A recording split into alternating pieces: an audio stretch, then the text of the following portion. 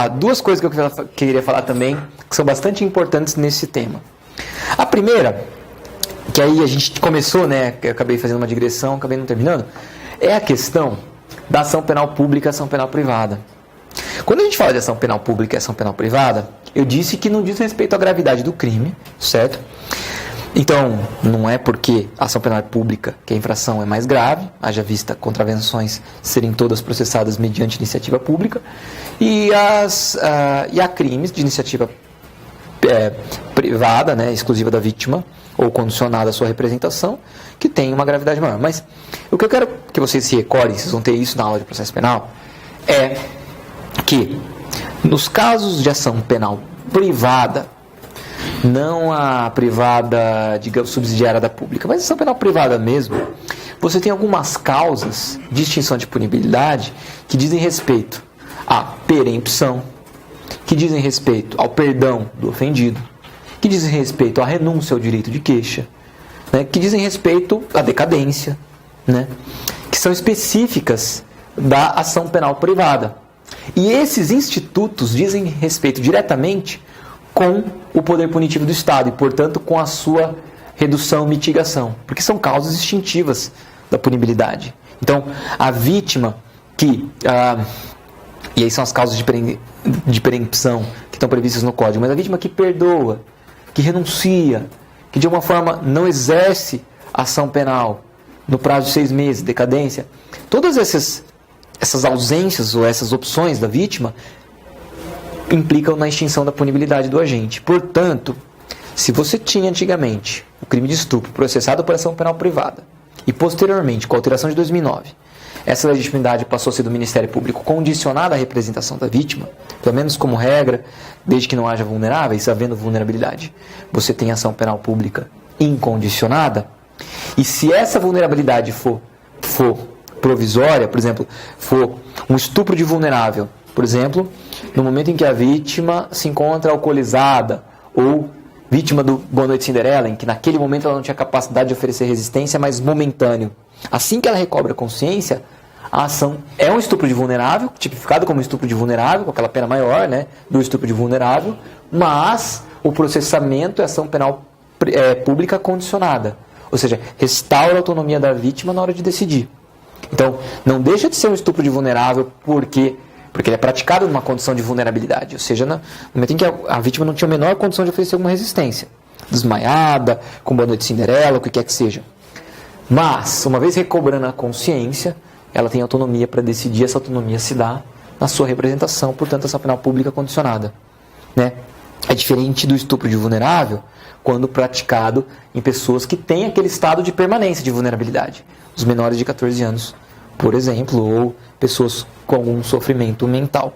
Que isso foi objeto de questionamento, porque é a jurisprudência do STJ hoje. Embora o Código diga que no estupro de vulnerável a ação penal é pública e incondicionada, a gente tem que verificar de acordo com esse estado de vulnerabilidade, se ele é perene, a ponto de influenciar na própria ação penal, ou se ele é momentâneo no momento da vitimização primária, mas que no momento seguinte a vítima recobra o seu estado de autonomia e, portanto, teria essa autonomia respeitada para decidir, para representar ou não. Mas o que eu quero dizer é que, antigamente, se o crime é processado de ação com ação pública, né, era um estupro de vulnerável, né? Digamos, se antes você tinha uma ação pública, uma ação privada, e hoje você tem uma ação pública incondicionada, aplica-se a lei no que diz respeito à ação penal do fato. Por quê? Porque a ação penal aqui diz diretamente com o poder punitivo do Estado e a capacidade que a vítima tem de, por ato de vontade seu, interferir nesse poder em favor do réu. De modo que você limita, é mais uma forma de você limitar o poder do Estado e, portanto, você aplica a lei da época. Haveria, portanto, uma ultratividade da lei benéfica, certo? Da lei penal mais benéfica, nesse ponto. Um outro ponto que é a súmula 471 do STJ, que é importante também dizer. Gente, apagador aqui não tem, né? Mas, tá. Obrigado, Francisca. Seguinte, ó. Sobre a lei dos crimes hediondos, e vamos espancar de vez essa questão. Bom, até, digamos, 2007, não sei a data específica, mas de tempos imemoriais, 92, 94, até o ano de 2007, a lei dos crimes hediondos, então, a lei dos crimes hediondos, no seu artigo 2º, parágrafo 1º, dizia que qualquer pessoa criminalizada por um dos crimes ali tipificados no seu dispositivo no artigo 1º teria que ficar integralmente em regime fechado. Então, ele dizia que o regime de pena era o regime integral fechado. Certo? Integral fechado. Então, se o sujeito fosse condenado a uma pena de 12 anos no homicídio qualificado, 12 anos integralmente no fechado. Se fosse algum crime de estupro, extorsão mediante sequestro, todos os crimes que ali estão integralmente fechado. Certo? O que aconteceu? Em 2006, o Supremo declara no controle incidental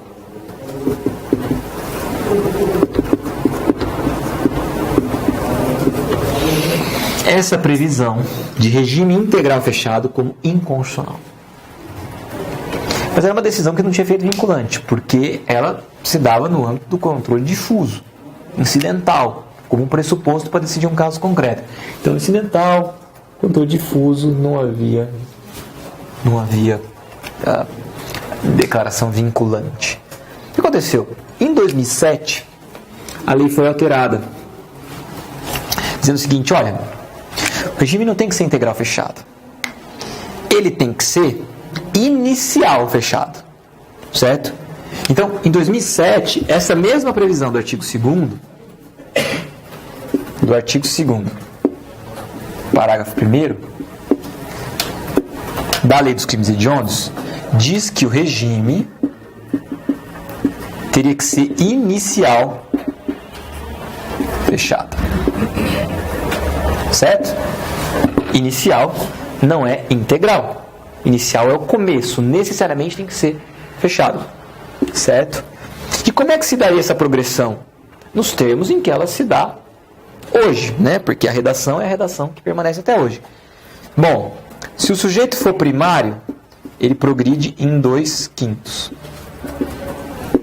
Para progredir, ele tem que ter 2/5 de cumprimento de pena, mais bom comportamento. Bom comportamento atestado pelo diretor do presídio. Certo? Ah, e se ele for reincidente? Vou colocar um R aqui. Se ele for reincidente, ele tem que ter 3/5 mais bom comportamento. Então esse é o requisito subjetivo, bom comportamento. E o lapso é maior, é 3/5 por conta da reincidência. Certo? Então, o sujeito é criminalizado por crime hediondo. Hoje, o regime inicial é previsto em lei como fechado. Ele cumpre 2/5 se primário. Tendo bom comportamento, pode progredir para o semiaberto. E depois mais 2/5, tendo bom comportamento, para o aberto. E 3/5 se for reincidente. Reincidente em crime hediondo? Não. Reincidente qualquer reincidência. Certo? Perfeito. Bom, vocês podem interpretar. Vocês dizem o seguinte: bom, regime integral fechado para regime inicial fechado com essa progressão, vocês concordam comigo que a situação melhorou? Melhorou, certo? Perfeito. Então, digamos, e aí é uma lei de 2007. Então você pode dizer que todos esses casos, até 2007, em que o sujeito cumpria a pena no regime integral fechado, esses casos passam agora a ser regidos pela progressão em 2/5 se primário, 3/5 se reincidente, ambos com bom comportamento. Vocês concordam com essa afirmação? Perfeito. Só tem um detalhe. O Supremo Tribunal Federal considerou, e o STJ também considerou, depois de uma série de várias decisões nesse sentido, que prever o regime integral fechado era uma previsão completamente violadora de direitos fundamentais previstos tanto na Constituição quanto nos tratados internacionais de direitos humanos. Dizer que um sujeito... Por quê? Por vários motivos. Uma humanidade, dignidade, mas por você viola o fundamento máximo, talvez, um dos fundamentos pressupostos da criminalização, que é a progressão pelo mérito. Ou seja, quanto mais mérito, mais esforços existirem no sentido da ressocialização, a gente vai criticar esse termo, mas a ideia é que o esforço pelo bom comportamento, ou pelo menos por um não mau comportamento, deve ser de alguma forma premiado e louvado. E o sujeito tem que ter sempre a expectativa de que ele pode crescer e evoluir a partir dos seus méritos, ou seja, ter benefícios a partir do esforço que ele faz para cumprir as determinações, as regras e tudo mais. Então, sempre que você monta um sistema em que não, independentemente da escolha, o tratamento vai ser o mesmo para quem tem mau ou bom comportamento, é errado. E aí, o Supremo considerou que essa criminalização, que essa forma de fixação de regime, que vigorou até 2007, desde então, era inconstitucional, sempre foi inconstitucional. Havendo a inconstitucionalidade da previsão do regime integral fechado, qual era o sistema que você tinha que sobrava? O regime comum das pessoas cumprindo 1/6 da pena, tendo bom comportamento, progredindo. Então eles disseram que, uma vez que até 2007, esse artigo 2º e parágrafo 1º, com essa redação que dizia que o regime era integral fechado, existia, isso era inconstitucional. Então o que você tinha que aplicar, que é o que sobrava? A regra geral que aplicava-se a todo mundo, que era o artigo 112 da LEP, que é a regra da progressão com 1/6 de cumprimento objetivo de pena, mais bom comportamento, atestado pelo diretor da penitenciária. Certo? E aí eu pergunto para vocês, 1/6 mais bom comportamento é mais benéfico que 2/5 e 3/5? Certo? Então o que diz a súmula 471 do STJ? Que após que tudo, basicamente é o seguinte, que com a alteração da lei, né, e mesmo antes, né, que digamos assim, que a alteração da lei que prevê essa nova disposição 2/5, 3/5 não vai retroagir, porque considera-se que essa retroação implicaria uma retroação maléfica. E, portanto, você tem que dar ultratividade à legislação anterior, considerando a legislação anterior válida, a legislação do 112 da LEP, porque o artigo 2º, parágrafo 1º, com a redação dada à época, era inconstitucional. Certo? Então, antes de 2007, a regra de progressão era essa aqui, e não era 1/6 mais bom comportamento, para todo e qualquer crime. Assim, passou a ser retroativamente, né? E não a partir dessa declaração de inconstitucionalidade, né? Porque muita gente se ferrou com isso, né? O cara que cumpriu na década, sei lá, quando foi estabelecido isso, não sei se foi 92, 94, mas assim, 92, acredito. Desde 92, você cumpriu o regime integral fechado. Entendeu? Mas vamos por sujeito punido em 93, fica 10 anos, 12 anos, até 2005, sei lá, ficou no regime integral fechado, um regime inconstitucional. Acredito que haveria um direito à reparação? Acredito que sim. Teria sido necessário, embora existe sempre aquela ideia de que não havia culpa, não havia nenhum tipo de violação, mas a violação é objetiva, né? O dano causado é objetivo. Embora não haja culpa, é necessário que, por uma ideia de assunção de risco, de você até editar legislações que são completamente em desacordo com o ordenamento dos direitos humanos e da Constituição, deve haver algum tipo de reparação, porque o risco não pode ficar. Tipo, o sujeito teve o azar de ser criminalizado antes do Supremo declarar a inconstitucionalidade, mas se o que é nulo não produz efeitos e a rigor a invalidade era desde sempre, Uma coisa não é só porque o Supremo declara que a coisa deixou de ser, né? Porque até porque isso é a essência do efeito retroativo. Então, a gente considera, assim, eu considero que deveria, pela teoria do risco, você, pelo prejuízo causado, aplicar a indenização.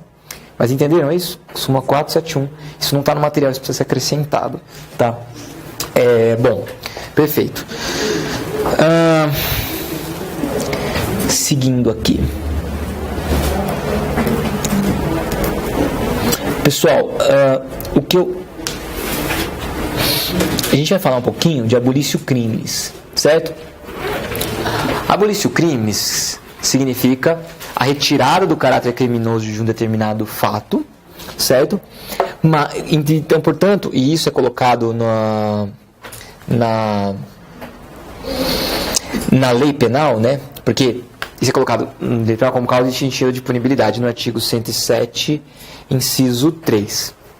Só tem uma questão que é importante dizer, que a abolício crimes, ou seja, uma lei que retira o caráter criminoso de um fato, ela retira material e formalmente esse caráter criminoso. Ou seja, ela retira em ambos os aspectos esse fato do mundo jurídico, certo? E, portanto, existem alguns efeitos. O primeiro efeito é o tal, assim, como esse crime é abolido material e formalmente, o que você está querendo dizer? Dizendo que, assim, o tipo penal é extinto e o caráter criminoso penal daquela conduta não migra para outro dispositivo. Por exemplo, a gente já falou do princípio da continuidade normativa típica, em que formalmente o dispositivo deixa de existir. Tanto na abolício crimes quanto na continuidade normativa típica, o fato formalmente deixa de ser típico. Você retira aquele dispositivo penal do ordenamento jurídico, certo? Mas, enquanto na abolício a própria ilicitude penal inerente é retirada, na continuidade normativa ela não é retirada, ela só migra para outro dispositivo. O rapto consensual, houve abolício crimes. Rapto consensual era aquela ideia, né, do sujeito induzir, né, ele seduzir mulher honesta e ambos fugirem de casa sem casar. É famoso, e o que aconteceu com a moça? Fugiu. O fugir, de antigamente, era o tal do rapto consensual, que era crime. Entendeu? Porque ambos, numa sociedade moralista, né, fugiram para viver conjuntamente sem casar. Isso que é o tal do viver no pecado, mas criminalmente também, né? Também, né? Então, assim, rapto consensual. Houve abolício crimes? Houve, porque o artigo correspondente saiu do ordenamento jurídico e o caráter criminoso também. Agora, o rapto violento, que seria uma forma de sequestro com fins libidinosos, não precisa nem haver o ato em si. O ato libidinoso é apenas um sequestro para manutenção no cárcere com fins libidinosos, né? Esse crime deixa de compor um artigo 200 e alguma coisa, 220 talvez, mas passa a ser um inciso de uma qualificadora do crime de sequestro ao cárcere privado. Então, formalmente, foi retirado aquele dispositivo. Então o sujeito estava cumprindo pena, não cumpre mais? Não, permanece. Porque o caráter criminoso ainda permanece. Ainda que deslocado para um outro tipo penal que garante a validade daquela sentença aqui, né? A não retirada dela no ordenamento jurídico. Então, vocês estão entendendo a diferença entre continuidade normativa típica e abolício crimes? Na abolício crimes, por lei, você tem uma retirada formal e material do caráter criminoso do fato. Há uma extinção de todos os efeitos penais relativos ao fato. Agora, na continuidade normativa típica, há uma retirada do caráter formal do crime, né? Assim, do crime previsto naquele tipo de dispositivo penal. Todavia, o seu caráter criminoso migra para um outro fato que dá uma tutela diferenciada. Certo? Ou a mesma, talvez. Beleza, então, os efeitos penais permanecem na continuidade normativa típica. Mas assim, o que a gente tem que saber na abolício? Que os efeitos penais desaparecem, certo? E sendo esses os efeitos penais. Primeiro, o sujeito não cumpre mais pena. Segundo, a reincidência, não existe mais reincidência, não pode mais contar esse fato para fim de reincidência, nem maus antecedentes. Existe, se algum benefício, né, se algum direito foi negado a partir da criminalização por esse fato, abolir-se o crime implica a restauração desse direito e, da mesma forma, tirar o sujeito do nome do rol dos culpados. Certo? Perfeito. Bom, só tem uma questão. E os efeitos extrapenais permanecem ou não? Efeitos extrapenais são os efeitos secundários da pena. Eles não têm o caráter eminentemente penal. Eles têm um caráter ou direito civil ou direito administrativo. Eles são decorrência do fato penal e estão previstos especificamente na legislação penal. Mas eles não têm a natureza intrínseca penal. Não dizem respeito à sanção privativa de liberdade, nem restritiva. É algum tipo de restrição de direito, mas com uma característica bastante específica, muito mais ligada ao direito administrativo e ao direito civil. E aí, pessoal, só para lembrar, eu queria só lembrar para vocês que quando a gente fala de efeitos secundários da pena, a gente fala os efeitos gerais do artigo 91 e a gente fala também dos efeitos específicos do artigo 92. A grande questão do artigo dos efeitos que estão no artigo 92, que a gente chama de efeitos específicos, eles dependem de uma declaração específica na sentença. Isso eu errei numa prova minha da Defensoria Pública. Por quê? Porque se o juiz não considerar que a prática daquele fato de alguma forma prejudica o exercício de um direito anterior que esse efeito secundário afasta, não vai haver esse afastamento. Então, vou só dar um exemplo. Eles colocam assim, então, os efeitos específicos da criminalização, da condenação, que estão no artigo 92 e que precisam ser declarados na sentença. É a perda do cargo, função pública ou mandato eletivo. E aí, quando aplicada a pena privativa de liberdade por tempo igual ou superior a 1 ano, nos crimes praticados com abuso de poder ou violação do dever com a administração, ou quando for aplicada a pena privativa de liberdade por tempo superior a 4 anos. Tem esse e tem um outro. Inabilitação para dirigir, mas principalmente incapacidade para exercício do pátrio poder, tutela ou curatela, quando, na prática de um crime doloso, sujeito a reclusão, cometido contra filho tutelado ou curatelado. Assim, imagine o seguinte, que uma mãe é condenada por algum tipo do que o juiz considerou de uns maus tratos contra aquela criança. Só vai haver a perda da curatela, tutela, pátrio poder em relação àquela criança. Primeiro, é doloso, punido com reclusão, ok, preenche, mas se o juiz entender que a situação no momento atual prejudica essa relação, ele precisa declarar isso especificamente da sentença. Ele diz, olha, houve a prática de maus tratos e verifica que em decorrência disso houve uma debilidade, porque esse comportamento permanece, as determinações de antes estão ainda presentes, Porque se ele entender que de alguma forma houve uma organização familiar em que a mãe possa hoje dê conta de lidar com aquela criança, porque, assim, por uma série de questões que foram corrigidas, saneadas, melhoradas, melhor organizadas e trabalhadas, o juiz pode não declarar. E eu errei nisso porque eu não fiz o mínimo em ECA, justamente por uma questão era essa, como se fosse um efeito automático. São efeitos automáticos da decisão, perda do pátrio poder, nos crimes dolosos punidos com pena de reclusão, praticados contra tutelado, curatelado ou filho e tal.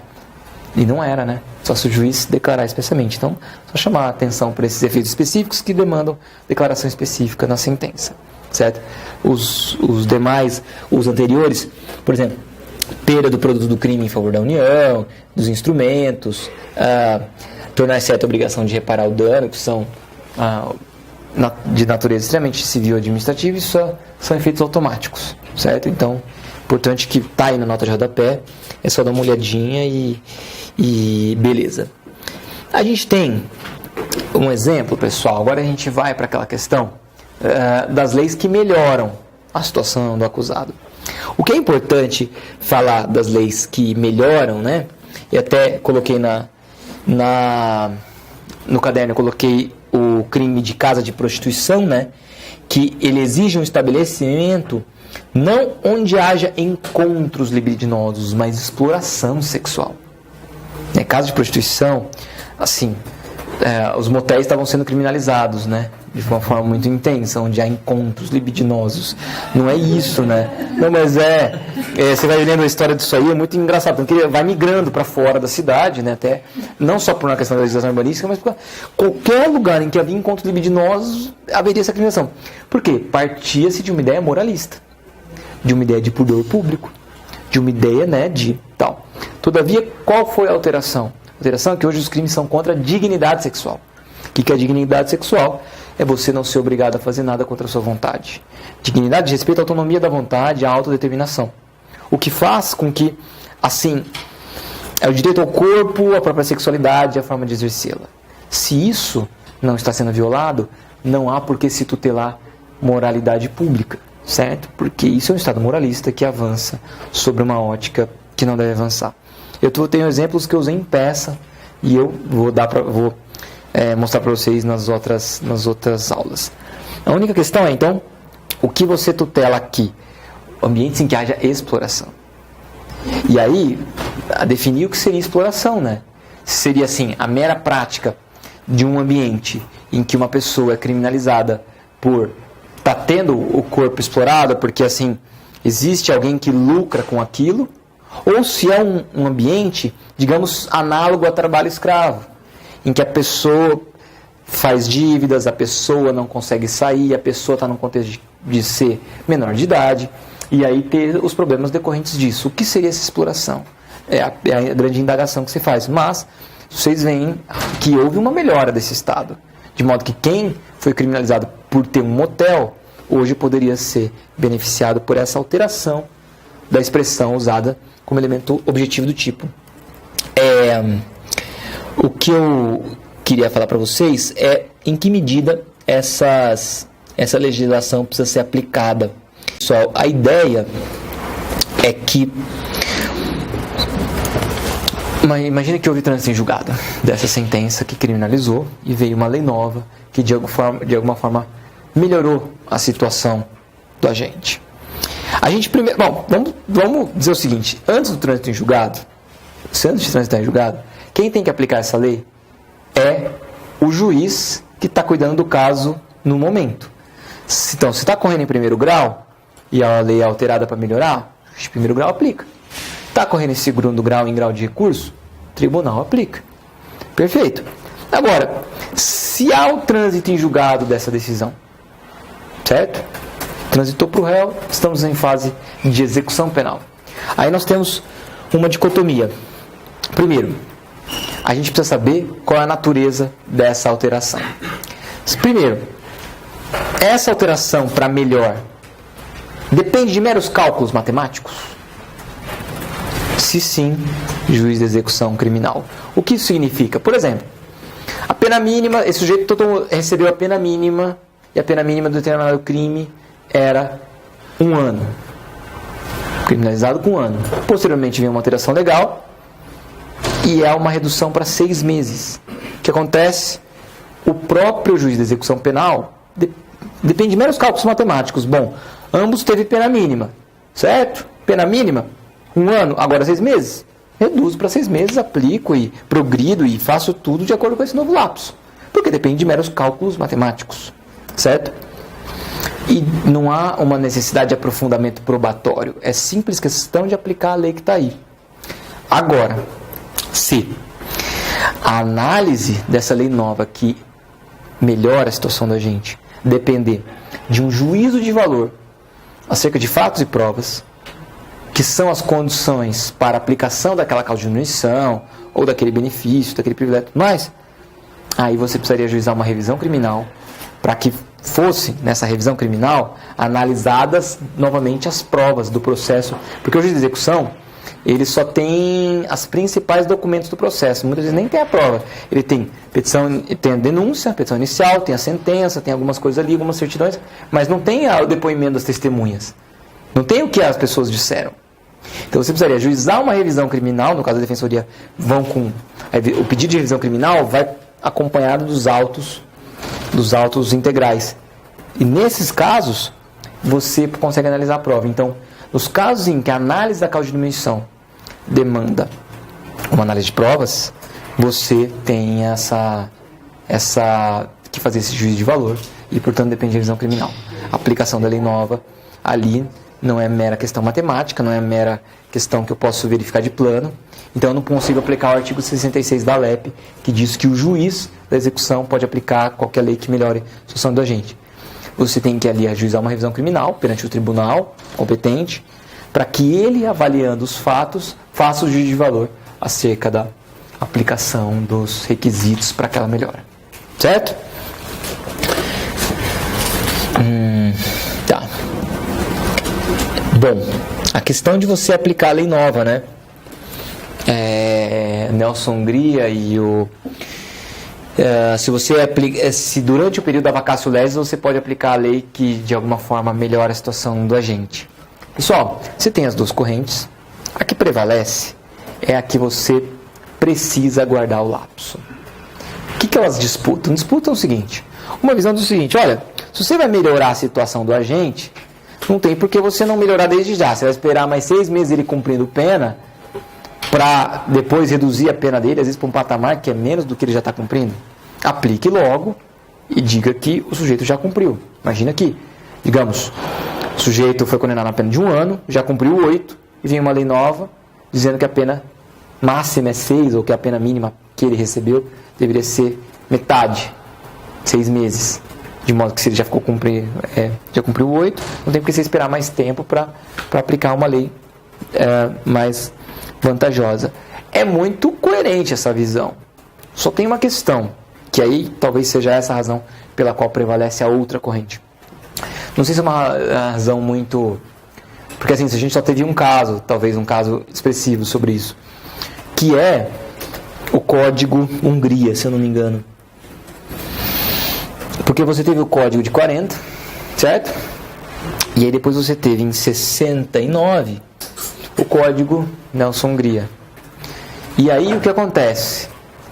Esse código alterou todo o sistema, toda a sistemática de penas e de criminalizações. Só que esse código ele ficou na vacatio, ele iria revogar a legislação de 1940, porque ele dá conta da matéria como um todo. E lembram, na LINDB, Lei de Introdução às Normas de Direito Brasileiro, a antiga LIC, né? Quando você tem um diploma novo que regula integralmente a matéria, revoga o anterior. Não precisa fazer um conflito dispositivo a dispositivo, basta que haja a regulação integral da matéria. Nesses casos, o que você tem é a revogação do anterior. Só que o Código Hungria tinha um tempo de vacatio para entrar em vigor, e revogaram o código antes dele entrar em vigor. Entendeu? Ele foi revogado, ele teve sua vacatio legis sucessivamente prorrogada, né? Aí para entrar em vigor tal dia, não. Mais um tempo, e foi revogado sem nunca ter entrado em vigor, sem nunca ter tido a eficácia de revogar a lei anterior. Então talvez essa cautela de esperar a lei nova, ainda que mais benéfica, entrar em vigor, diz respeito a uma certa mudança de opinião do legislador. Certo? É que eu entendo que o prazo da vacatio legis é um prazo feito para que as pessoas se adaptem ao novo estilo, tanto o Estado quanto as pessoas. Agora, não é um prazo para o legislador ficar mudando de ideia, não é essa a ideia da vacatio. Portanto, eu acho que a corrente do Alberto Silva Franco deveria prevalecer nesse ponto, né? Do que for mais benéfico. A súmula 501 do STJ que a gente já viu, e a gente já falou da continuidade normativa típica, né? É aquela em que, digamos, há uma supressão formal, né, do caráter criminoso, mas não uma supressão material. O que eu estou buscando aqui, e aí através do número da súmula, está no material, mas eu quero que fique bastante claro para vocês, é o seguinte: existe o crime continuado e existe o crime permanente, certo? Crime continuado e crime permanente. O que é o crime permanente? É aquele em que o momento consumativo se protrai no tempo. Ou seja, é aquele em que a ação do agente produz um resultado lesivo ao bem jurídico, todavia, este resultado lesivo não implica uma destruição do bem jurídico. Não é assim uma facada que tira a vida. É uma situação em que o bem jurídico ele é lesado, ele permanece lesado, mas ele não é destruído.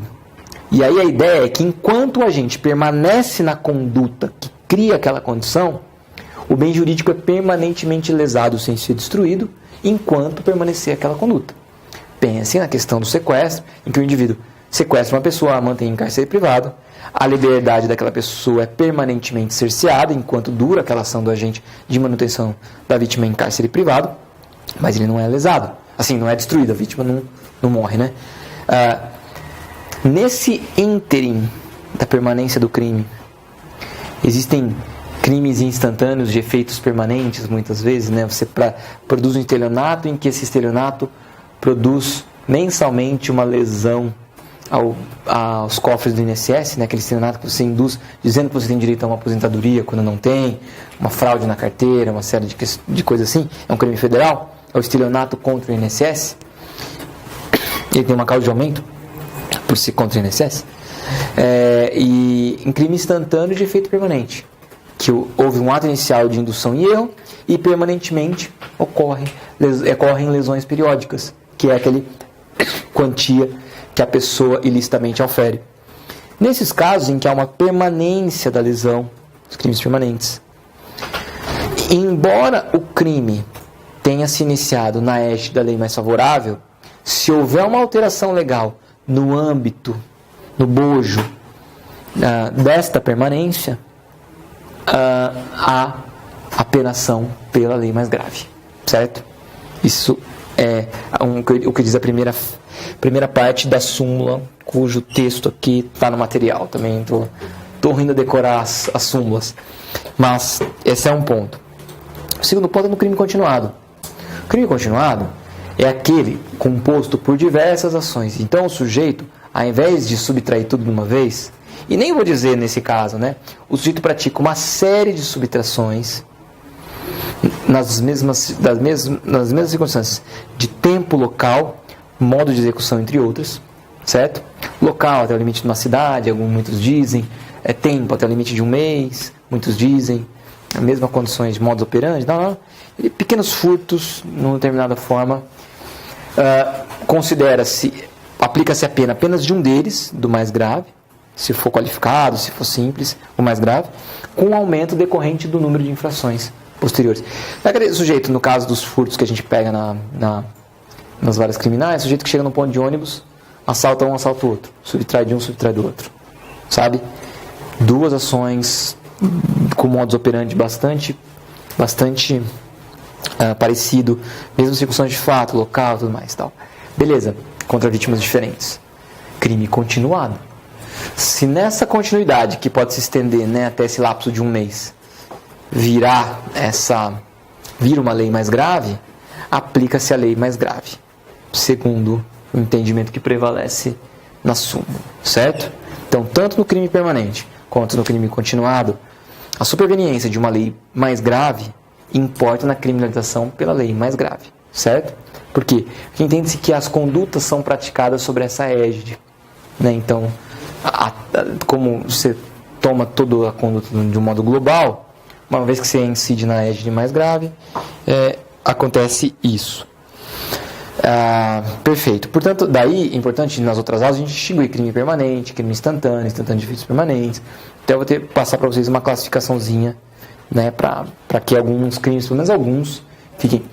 Só tem uma coisa na cabeça: todos os crimes que implicam muitas vezes a ideia de posse de coisas ilícitas implicam uma permanência. Então a receptação é uma posse de coisa ilícita, implica uma permanência naquilo ali.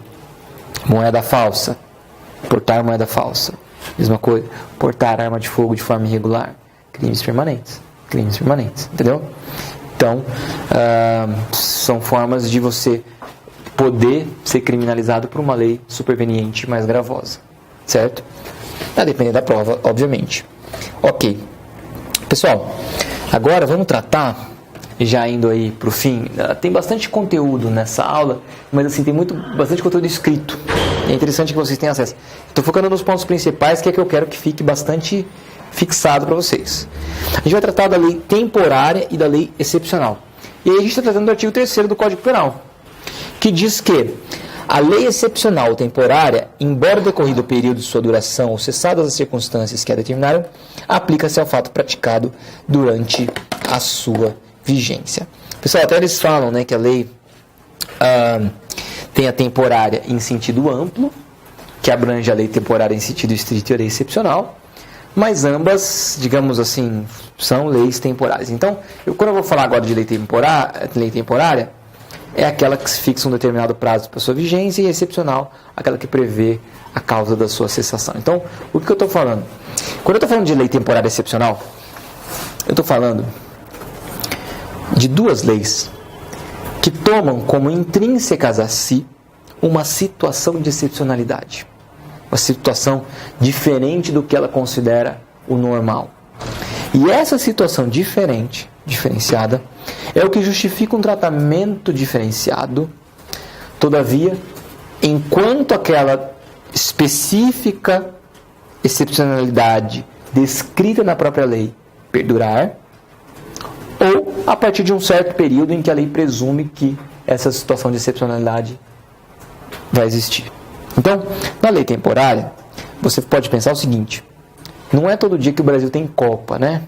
E que a Copa demanda uma série de deslocamentos de forças, de economia, de serviços, tal. E esses deslocamentos da lei excepcional relevante implica que certos bens jurídicos, supostamente, são mais fragilizados ou colocados em questão e precisam ser tutelados de... Estou falando tudo a partir do discurso oficial, viu? No qual a gente da tecnologia crítica não acredita, mas precisa bens jurídicos que são criados naquele momento ou que precisam ser tutelados de forma diferenciada naquele momento. E aí, a partir disso, eu prevejo na lei o período em que você vai ter a Copa, né? Momento em que o bem jurídico precisa ser tutelado de uma forma diferente, ou alguns bens jurídicos que não existiam passam a existir, e com isso eu trago uma legislação diferenciada, muitas vezes mais rigorosa em certos pontos, e que precisa ter esse rigor mantido mesmo após a cessação da sua vigência. Por quê? Porque senão haveria uma perda de credibilidade da própria lei, certo? E não haveria sentido a sua criação. A lei excepcional, ela tem a mesma ideia de fundo, prevê uma situação de necessidade, de emergência, de urgência, de excepcionalidade, né? Mas é uma situação que tem que ser concretamente descrita para que se atenda ao mandamento de taxatividade. Ou seja, para que as pessoas saibam o que você está querendo tutelar, por que você está querendo tutelar e quais as razões de eu, que pratico um crime aqui, vou ser penalizado de uma forma diferente do sujeito que praticou o crime dias antes da entrada em vigência dessa lei. Qual é a situação, até para eu saber e para que isso possa, inclusive, ser controlado. Né? Pense em situações de escassez de alimentos, situação de escassez de fornecimento de determinados produtos ou serviços.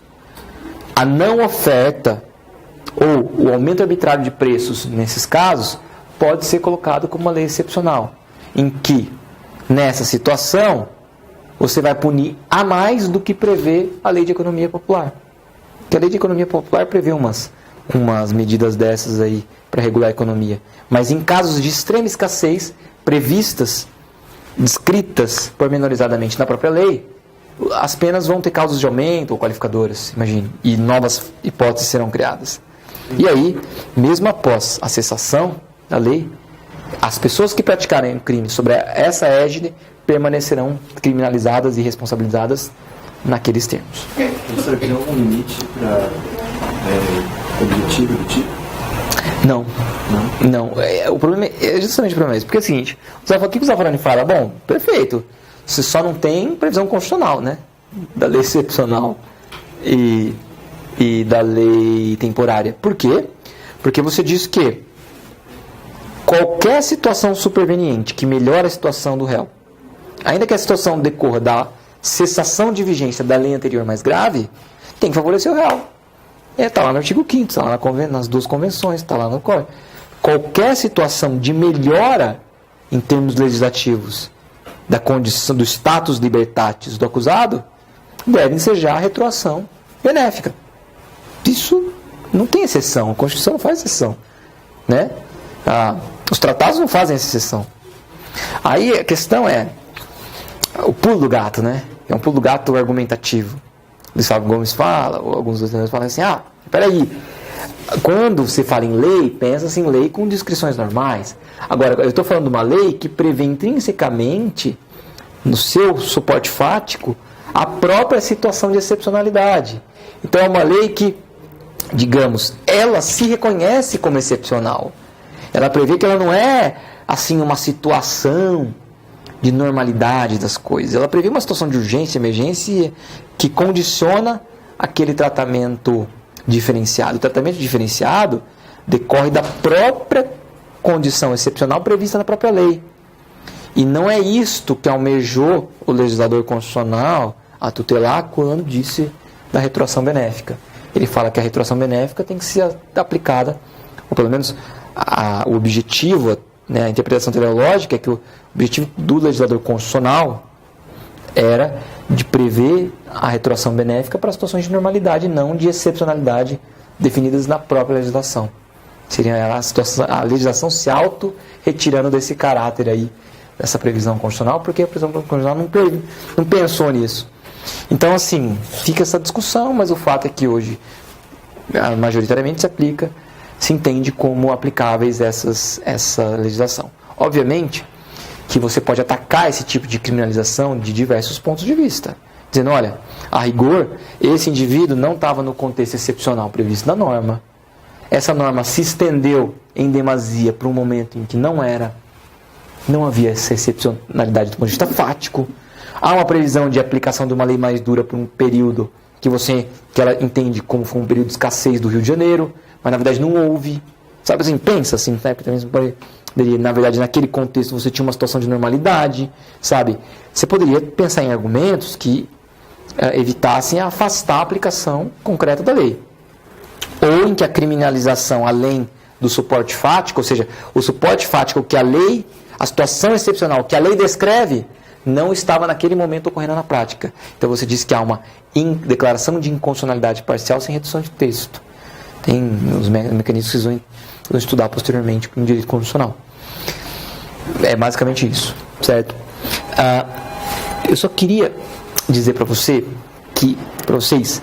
que essa questão da temporalidade e da excepcionalidade previstas na lei atingem o complemento da norma penal em branco, certo?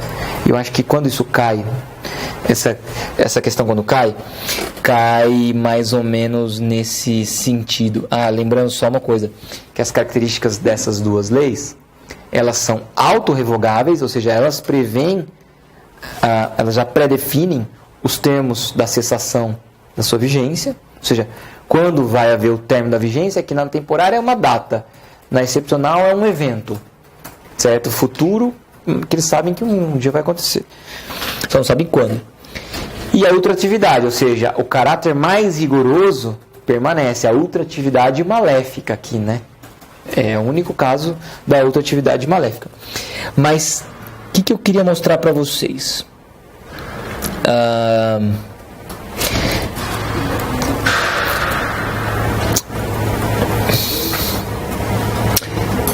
A gente precisa saber se a gente pode aplicar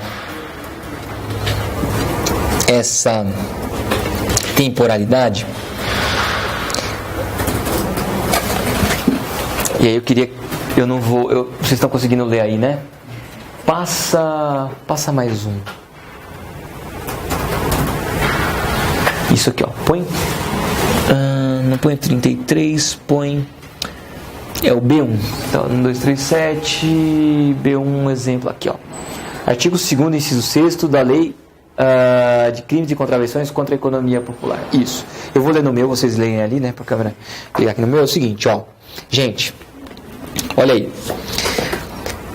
Transgredir tabelas oficiais de gêneros e mercadorias ou de serviços essenciais, bem como expor à venda ou oferecer ao público ou vender tais gêneros, mercadorias ou serviços por preço superior ao tabelado, assim como não manter afixados em lugar visível de fácil leitura as tabelas de preços aprovadas pelos órgãos competentes. Tá. Olha aqui. Lei de Economia Popular e uma série de regulamentos administrativos que dizem o seguinte. Pensa digamos, num contexto de escassez. Por favor, Francisca, obrigado. Deixa eu parar aqui. Pensa o seguinte. Deixa eu pensar em tabelamento de preço.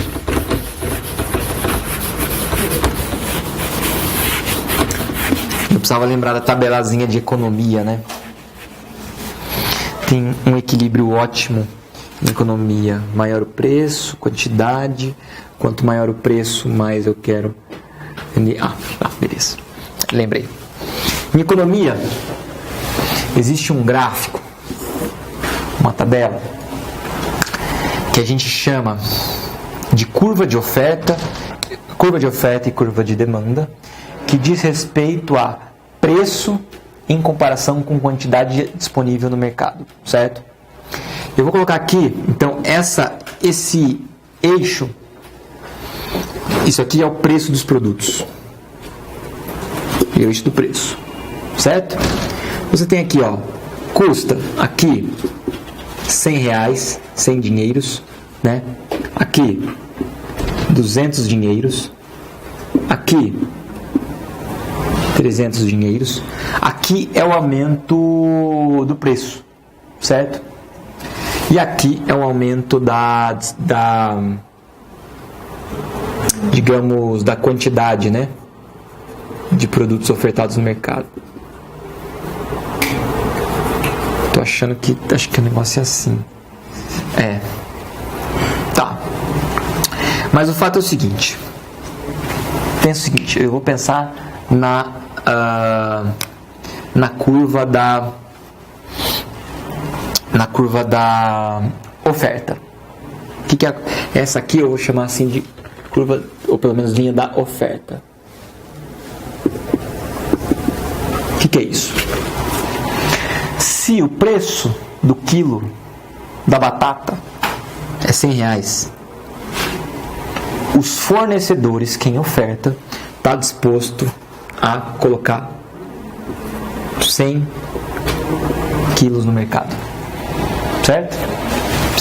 Se o preço fosse R$100 o quilo, o mercado está disposto a colocar 100, os fornecedores, né? Disposto a 100 quilos, porque perfeito.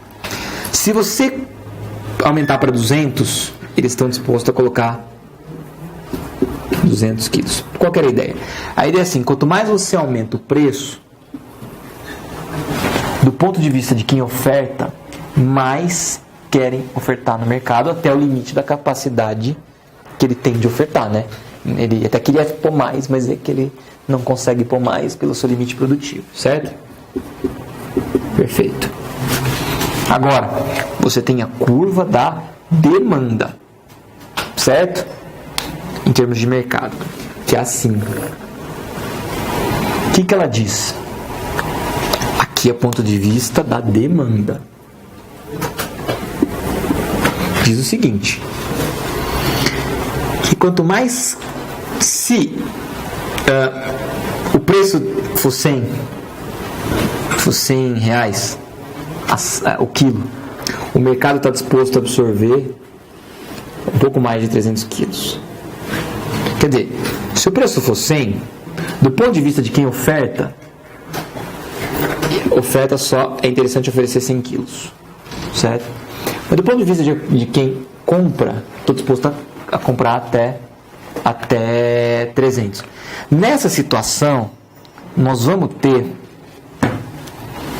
mais demanda do que oferta, certo? Perfeito. Falar, por esse preço não vale a pena investir todo o meu gasto produtivo nisso.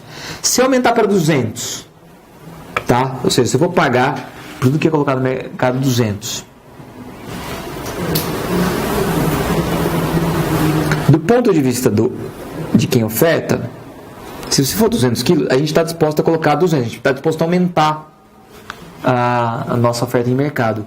Mas quem está disposto a consumir, digamos, você ainda vai ter, estou disposto a consumir ainda mais, né?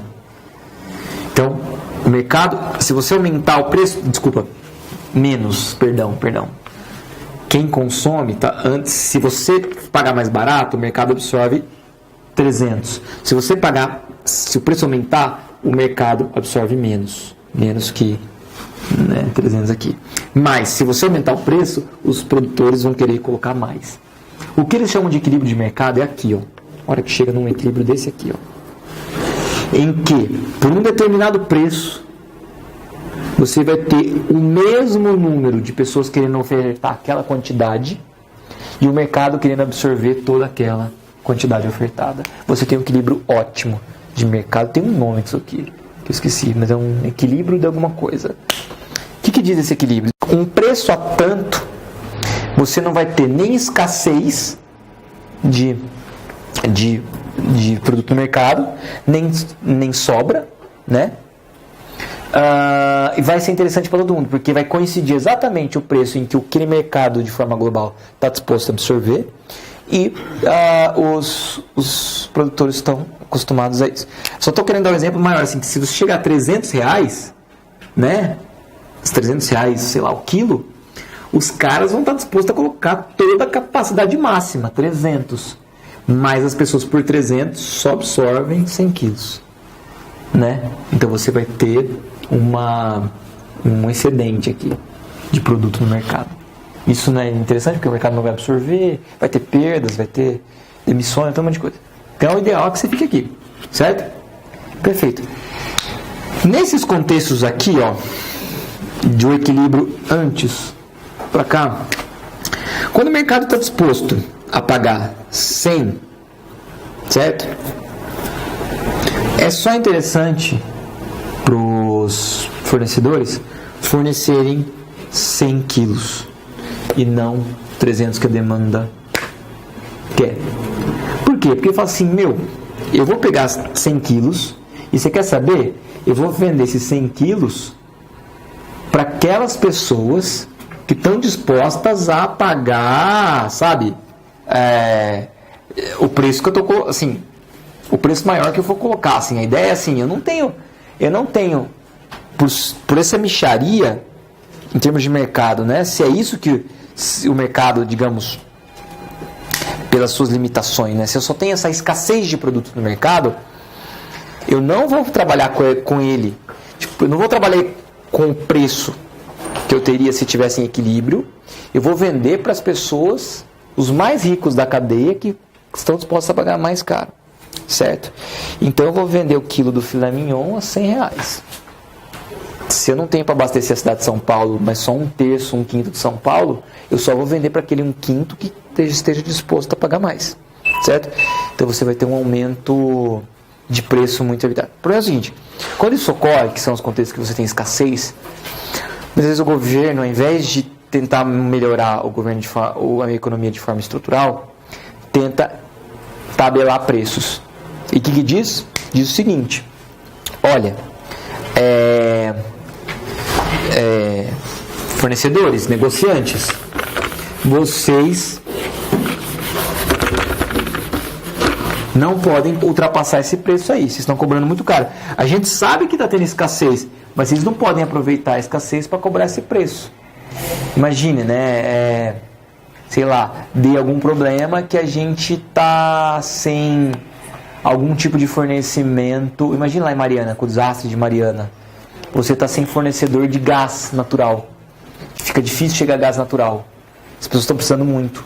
Então elas estão dispostas a comprar cada gás pelo triplo, quádruplo, quíntuplo do preço.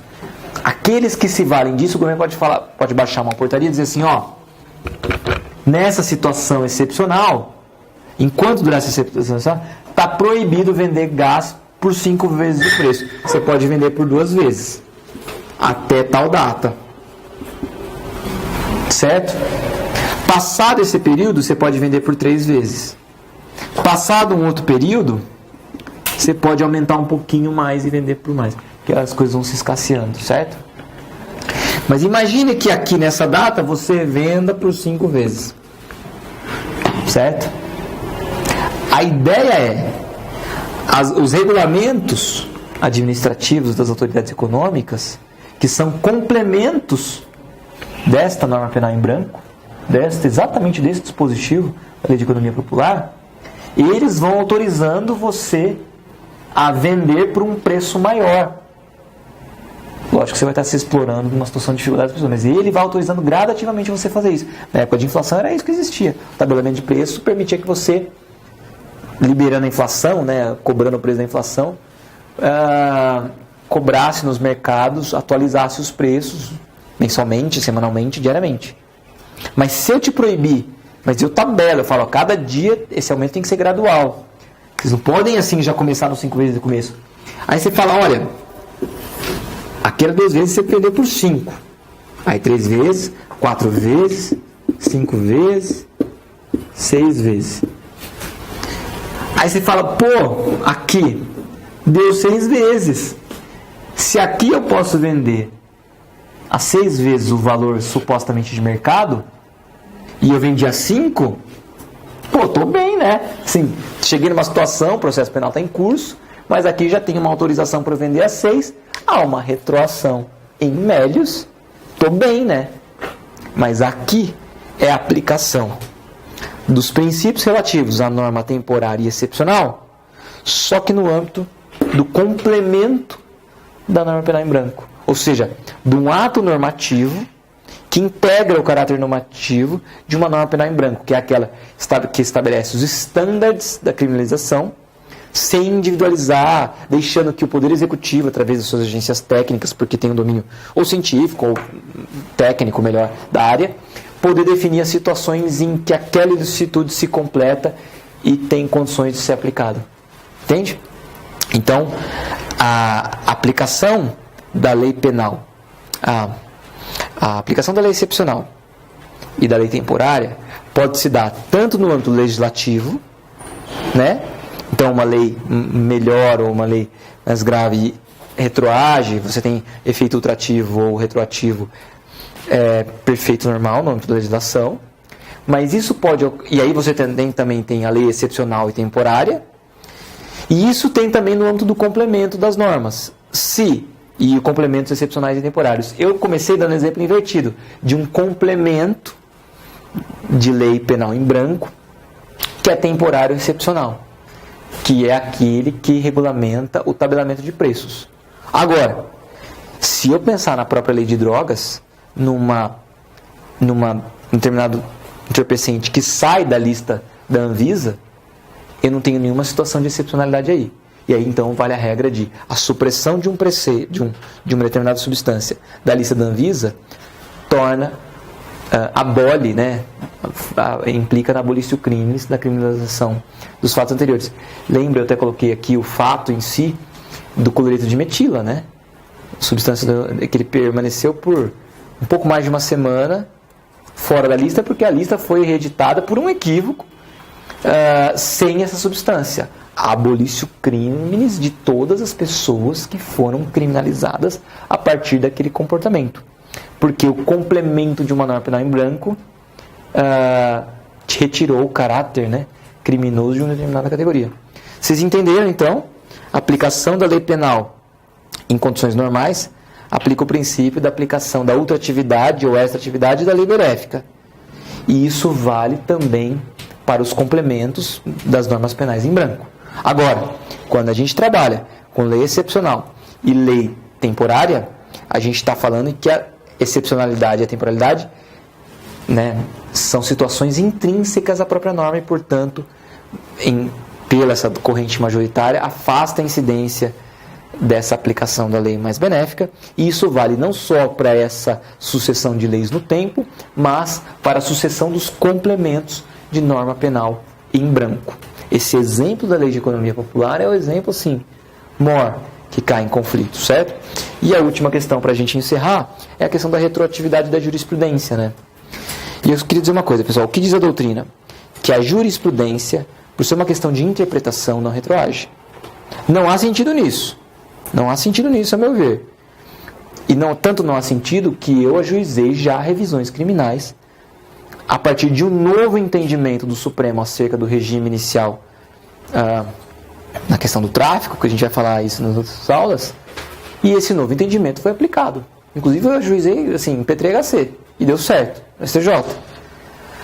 A jurisprudência consolidada, aplicada no momento de recrudescimento, ou seja, no momento em que vigia que o regime inicial fechado não era inconstitucional, né? Porque eu disse para vocês que o regime integral fechado foi declarado inconstitucional, mas o inicial também posteriormente foi declarado, né? E permanece. E a ideia é que assim, o sujeito foi criminalizado nesse contexto e ficou, né? E posteriormente houve uma mudança de jurisprudência. E aí a gente diz que não é vinculante, mas a gente pugnou pela aplicação do entendimento novo, não havia. Se o entendimento pacífico se alterou, não entende por que a pessoa permanecer criminalizada daquela forma. A gente aplicou o mesmo raciocínio. Isso o juridicismo fala com bastante clareza. Então, para a prova da defensoria, vocês levem. Existe retroação da jurisprudência mais benéfica. O juridicismo fala isso. Não é o que prevalece em provas de magistratura MP. Todavia, se a jurisprudência tiver efeitos vinculantes, súmula vinculante, por exemplo, a súmula vinculante, por ter efeito normativo, retroage nos termos em que as próprias leis retroagem. Perfeito? Tá tudo no material, gente, assim, eu elaborei de uma forma mais simplificada, digamos assim, mas todo o complemento que é de legislação, que é de uma coisa mais robusta, a gente aplicou. Na próxima aula, a gente vai tratar do conflito aparente de normas. Beleza? Isso aí.